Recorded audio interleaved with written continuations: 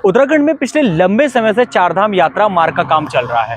बहुत जरूरी है कि वो यात्रा मार्ग बहुत अच्छी तरह से बन जाए। इसको लेकर मैंने बहुत सारी वीडियो बनाई हैं। अगर आप पीछे देखेंगे तो आपको कई सारी शुरुआती वीडियो मिलेंगी जब ये पूरी जो सड़क थी ये बननी शुरू हुई थी, किस तरह से शुरू हुई थी। इसमें आपको रेल का प्रोजेक्ट भी मिलेगा और जो चारधाम यात्रा मार्ग है इसका प्रोजेक्ट भी मिलेगा। अब अगर बात करें हम तो लगभग मुझे जहाँ तक लगता है 5 से 7 साल इस काम को हो चुका है, लगातार ये काम हो रहा है। और इस काम की अगर बात करें तो कई ऐसे स्पॉट हैं जहाँ पर बहुत ज़्यादा चिंता जो है वो बढ़ा देते हैं। ऐसे स्पॉट भी यहाँ पर है और उन्हीं में से एक स्पॉट अभी मैं आपको दिखाता हूँ और कैसे उन्हें सुरक्षित किया जा रहा है ये भी दिखाता हूँ। क्योंकि सबसे जरूरी बात यह है कि ये लैंडस्लाइड एरिया है। पूरे अगर हम इस एरिया की बात करें तो ये लैंडस्लाइड एरिया है और इस लैंडस्लाइड एरिया को कैसे सुरक्षित रखा जाए, कैसे इसको अच्छे से इसको जो है इस पर ऐसा कुछ किया जाए जिससे कि जो आने जाने वाले जो गाड़ियां हैं उन वो ट्रैफिक में ना फंसे, लैंडस्लाइड बहुत ज्यादा ना हो जाए। तो इसके लिए क्या व्यवस्था की जा रही है ये भी मैं आपको दिखाता हूँ। बिल्कुल मैं एक प्रोजेक्ट के बिल्कुल बगल में हूँ जहाँ पर एक काम चल रहा है, जाल बिछाने का काम चल रहा है। मैं बताता हूँ कि उस जाल को किस तरह से बिछाया जा रहा है। चलिए आपको दिखाते हैं कि आखिर ये काम चल कैसे रहा है और क्यों ये बहुत ज्यादा जरूरी है। अब ये देखिए ये पूरा काम यहाँ पर हो रहा है, ये पूरा जाल बिछाने का काम हो रहा है।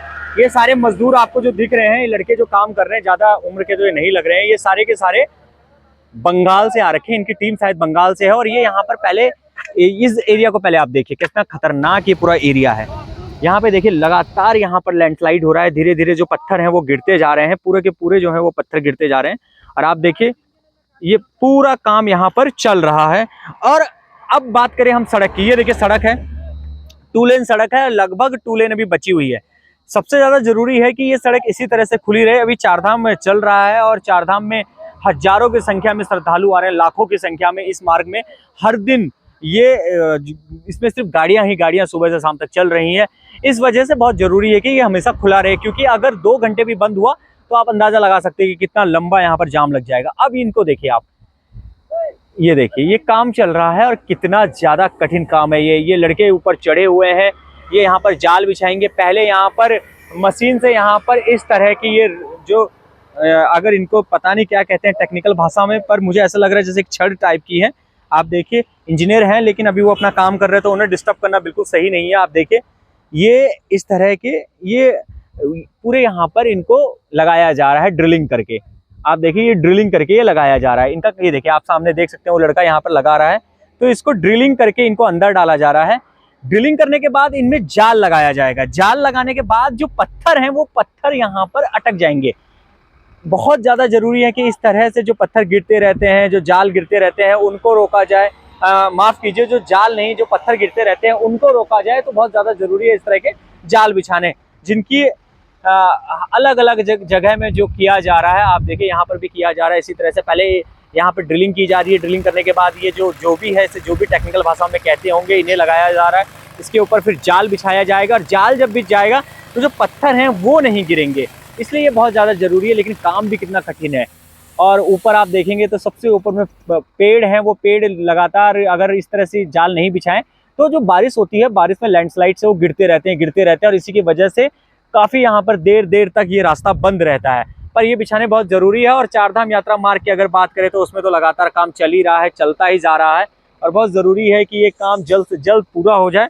पर फिलहाल ये काम चलता ही जा रहा है और ज़रूरी भी है। सीमा की अगर बात करें तो ये यहाँ से चीन की सीमा जो है वो जुड़ती है। चीन हमारे लिए कितना कैसा देश है, अभी इस समय कैसी मित्रता चल रही है सभी को पता है। इसलिए हमेशा अपने बॉर्डर को सुरक्षित रखना है तो इस रोड को खुला रखना होगा।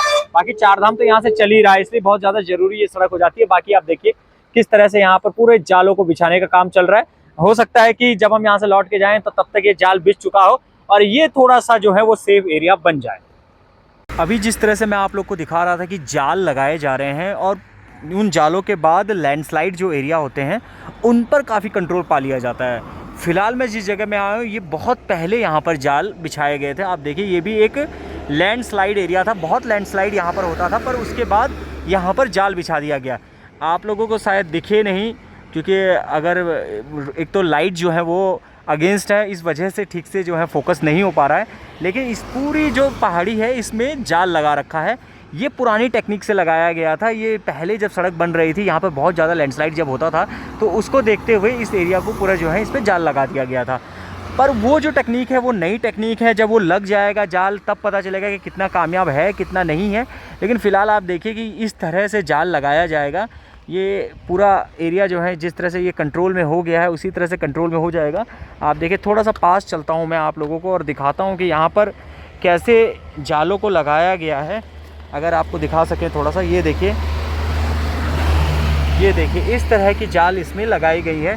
पर ये पुरानी टेक्निक है। अब जो लगेंगे वो नई टेक्निक से वहाँ पर लगाए जा रहे हैं। अब कितने कामयाब होंगे ये तो आगे आने वाला वक्त बताएगा, लेकिन कितने ज़रूरी हैं ये मैं आप लोगों को बता चुका हूँ। कि अगर इस तरह के जाल लग जाते हैं या इससे बेटर जाल लग जाते हैं तो उससे सड़क काफ़ी अच्छी रहेगी, लैंडस्लाइड बहुत कम होगा और सीधा फ़ायदा टूरिस्ट को होगा, जो यहाँ से सेना जाती है सेना को होगा। यानी कहें तो काफ़ी फ़ायदेमंद ये चीज़ें होंगी। इसीलिए लगातार नई टेक्नोलॉजी के साथ जो ये चार धाम यात्रा मार्ग है इसको और बेहतर किया जा रहा है।